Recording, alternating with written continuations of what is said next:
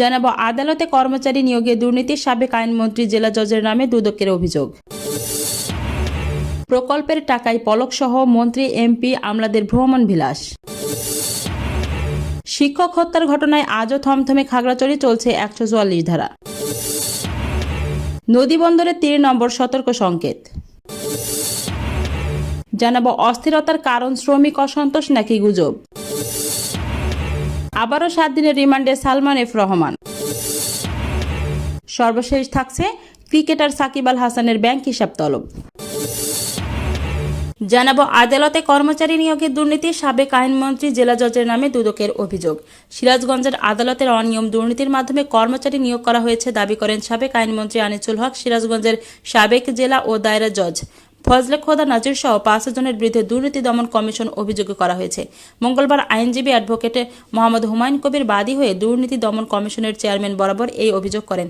অভিযুক্ত 29 জন হলেন তৎকালীন সিরাজগঞ্জের অতিরিক্ত জেলা ও দায়রা জজ, বর্তমানে নারী ও শিশু নির্যাতন দমন ট্রাইব্যুনাল 2 এর বিচারক মোসাম্মদ সালমা খাতুন, সিরাজগঞ্জের তৎকালীন যুগ্ম জেলা ও দায়রা জজ তানভীর আহমেদ ও তৎকালীন সিনিয়র সহকারী জজ নিজাম উদ্দিন ফরাজি। অভিযোগে বাদী উল্লেখ করেন 2022 সালে সিরাজগঞ্জে জজ আদালত ও চিফ জুডিশিয়াল ম্যাজিস্ট্রেট কোর্টে 3য় ও 4র্থ শ্রেণীর কর্মচারী নিয়োগ করা হয়। নিয়োগে পাওয়া 34 জন কর্মচারীর মধ্যে 22 জনই ছিল ব্রাহ্মণবাড়িয়া ও কুমিল্লা জেলার। সাবেক আইনমন্ত্রী আনিসুল হক, সিরাজগঞ্জের তৎকালীন জেলা ও দায়রা জজ ফজলে খোদা মোহাম্মদ নাজির, নিয়োগ কমিটির সভাপতি তৎকালীন অতিরিক্ত জেলা ও দায়রা জজ মোসাম্মদ সালমা খাতুন, নিয়োগ বাছাই ও পরীক্ষা গ্রহণ সংক্রান্ত কমিটির সদস্য তৎকালীন যুগ্ম জেলা ও দায়রা জজ তানভীর আহমেদ, সিরাজগঞ্জ সদরের সিনিয়র সহকারী জজ নিজাম উদ্দিন ফরাজির যোগসাজশে ওই নিয়োগের ব্যাপক আর্থিক লেনদেন হয়। কোনো নিয়ম নীতির তোয়াক্কা না করে নিয়োগ দেওয়া হয়। বিষয়টি নিয়ে সিরাজগঞ্জের সর্বস্তরের মানুষের মাঝে ক্ষোভের সৃষ্টি হয়।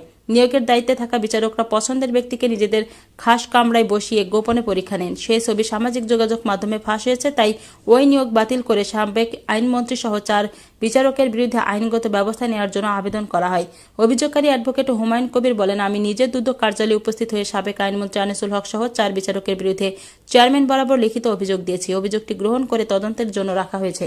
এ বিষয়ে দুদক সমন্বিত জেলা কার্যালয় পাবনার উপপরিচালক মোহাম্মদ খায়রুল হক বলেন, ঢাকার প্রধান কার্যালয়ে অভিযোগ করা হলে তার কপি এখন আমাদের কাছে আসেনি। অভিযোগের কপিটা হাতে পেলে আমরা তদন্ত শুরু করব।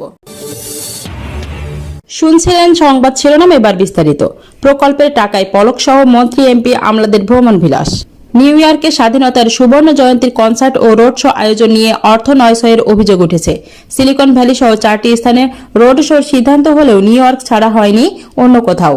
শর্ত লঙ্ঘন করে কাজ শুরুর আগেই ঠিকাদারকে চুক্তির পুরো অর্থই অগ্রিম দেওয়া হয়।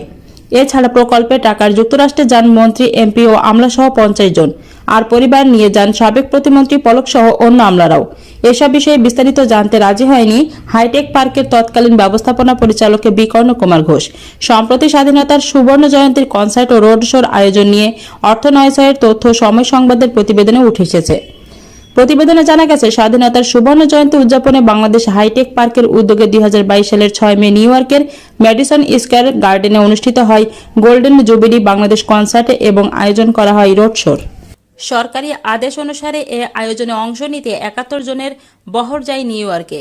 এর মধ্যে সাবেক মুক্তিযুদ্ধ বিষয়ক মন্ত্রী মোজাম্মেল হক, প্রতিমন্ত্রী জুনাইদ আহমেদ পলক, সাবেক সংসদ সদস্য নাহিদ এজাহার, নুরুল আমিন, অপরাজিতা হক, পলকের পিএস সাইফুল ইসলাম, পিএস সাদ্দাম, পিও রকিবুল একরামুল সহ 50 জন আমলা। তাদের সব ব্যয় বহন করা হয় আইসিটি বিভাগ, হাইটেক পার্কে এবং সংস্থাগুলোর অধীন 7 প্রকল্প থেকে। সর্বনিম্ন 6 থেকে সর্বোচ্চ 10 দিন পর্যন্ত যুক্তরাষ্ট্রের অবস্থান করেন তারা। প্রকল্পের অর্থে ভ্রমণ বিলাস কেন, তার উত্তর দেননি হাইটেক পার্কের তৎকালীন এমডি বিকর্ণ কুমার ঘোষ। শুধু তাই নয়, নিজে খরচে নিউ ইয়র্কে স্ত্রী কণিকা, 3 ছেলে, মা জামিলা আহমেদ, বোন ফারজানা আহমেদকে নিয়ে যান তৎকালীন আইসিটি প্রতিমন্ত্রী জুনাইদ আহমেদ পলক। স্ত্রী সন্তানকে নিয়ে যান পলকের পিএসএ সাইফুল ইসলাম, হাইটেক পার্কের এমডি সহ কয়েকজন প্রকল্প পরিচালক। স্ত্রী সন্তানকে নিয়ে যান পলকের পিএসএ সাইফুল ইসলাম, হাইটেক পার্কের এমডি সহ কয়েকজন প্রকল্প পরিচালক।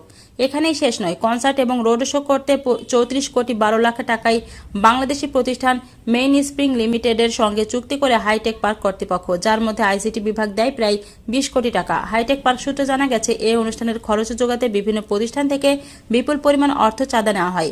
ওয়ালটন, সিটি ব্যাংক সহ 10 প্রতিষ্ঠান দিয়েছে 15 কোটি টাকা। বাংলাদেশ হাইটেক পার্কের তৎকালীন ব্যবস্থাপনা পরিচালক বিকর্ণ কুমার ঘোষ বলেন, সেই সময় যৌক্তিক বলেই সাবেক প্রধানমন্ত্রীর কার্যালয় অনুমোদন দিয়েছে। এখন একই জিনিস কেউ হয়তো দেখবে পজিটিভ, আবার কেউ হয়তো দেখবে নেগেটিভ। অনুসন্ধানে দেখা যায় মেইন স্প্রিং লিমিটেড নিজেরা না করে কাজটি যুক্তরাষ্ট্র ভিত্তিক এন্টারটেইনমেন্টের কাছে হস্তান্তর করে। চুক্তির শর্ত অনুযায়ী ব্যাংক গ্যারান্টি পেলে মেইন স্প্রিংকে চুক্তি মূল্যের 50% অর্থ অগ্রিম দেওয়া যাবে। তবে নথিপত্রে দেখা যায় 2 দফায় মেইন স্প্রিংকে অগ্রিম দেওয়া হয়েছে $40,48,051 বা পুরো অর্থ। খোঁজ নিয়ে জানা গেছে, মেডিসন স্কয়ার গার্ডেন ভাড়া ও শিল্পীদের সম্মানী সহ কনসার্ট আয়োজনে সব মিলিয়ে $11 লাখ খরচ হতে পারে। New York, Boston, Washington DC ও সিলিকন ভ্যালিতে রোড শোর সিদ্ধান্ত হলেও আয়োজনটি হয়েছে শুধু নিউ ইয়র্কে। তাহলে এত অর্থ খরচ হলো কিভাবে? এই প্রশ্নের উত্তর দিতে অপারগতা প্রকাশ করে মাপ চান বিকর্ণ কুমার ঘোষ। বিকর্ণ কুমার বলেন, চুক্তি তো সরকারের পক্ষে একজন না একজন করবেই। আমাকে যেহেতু দায়িত্ব দেওয়া হয়েছিল, তাই সরকারের পক্ষে আমি সই করেছি। এদিকে মাপ চেয়ে পার পাওয়ার সুযোগ নেই বলে মন্তব্য করেছেন টিআইবির নির্বাহী পরিচালক ডক্টর ইফতেখারুজ্জামান। তিনি বলেন, দুর্নীতির সঙ্গে যারা জড়িত তাদের চিহ্নিত করা সম্ভব, তাদের চিহ্নিত করে জবাবদিহিতার আওতায় আনাও সম্ভব। মূলত রাষ্ট্রীয় সম্পদের অপচয় হয়েছে। কারাগারে থাকায় এ বিষয়ে কথা বলা যায়নি জনায়েদ আহমেদ পলকের সঙ্গে। জানাবো, শিক্ষক হত্যার ঘটনায় আজও থমথমে খাগড়াছড়ি, চলছে 144 ধারা। খাগড়াছড়ি টেকনিক্যাল স্কুল অ্যান্ড কলেজের শিক্ষক আবু হাসনাত মোহাম্মদ সোহেল রানাকে পিটিয়ে হত্যার ঘটনায় খাগড়াছড়িতে আজও থমথমে অবস্থা বিরাজ করছে। অনাকাঙ্ক্ষিত ঘটনা এড়াতে খাগড়াছড়ি জেলা সদর ও পৌর এলাকায় জারি করা অনির্দিষ্টকালের 144 ধারা বলবৎ রয়েছে। এই ঘটনাকে কেন্দ্র করে গতকাল মঙ্গলবার শহরের পানখাইপাড়া সড়ক ও মহাজনপাড়া অন্তত 15টির মতো ব্যবসা প্রতিষ্ঠানে ভাঙচুর করা হয়। এগুলোর বেশিরভাগই কাপড়, বিউটি পার্লার, খাবারের দোকান। এছাড়া একটি প্রাইভেট হাসপাতালও ভাঙচুরের শিকার হয়। ক্ষতিগ্রস্ত ব্যবসার প্রতিষ্ঠানের অধিকাংশই পাহাড়ি ও রাখাইন মালিকানাধীন। এদিকে আজ সকাল থেকে সীমিত সংখ্যক দূরপাল্লার গাড়ি ছেড়ে যাচ্ছে। অভ্যন্তরীণ সড়কে খুব কম যানবাহন চলাচল করছে। পরিস্থিতি উত্তরণে সেনাবাহিনীর টহলের পাশাপাশি অতিরিক্ত পুলিশ মোতায়েন রয়েছে। মঙ্গলবার দুপুরে ছাত্রী ধর্ষণের অভিযোগে খাগড়াছড়ি টেকনিক্যাল স্কুল অ্যান্ড কলেজের শিক্ষক আবুল হাসনাত মোহাম্মদ সোহেল রানাকে পিটিয়ে হত্যা করা হয়। ঘটনার পর বিষয়টি পাহাড়ি বাঙালিদের সংঘাতে রূপ নিলে হামলা, ভাঙচুর ও লুটপাটের ঘটনা ঘটে।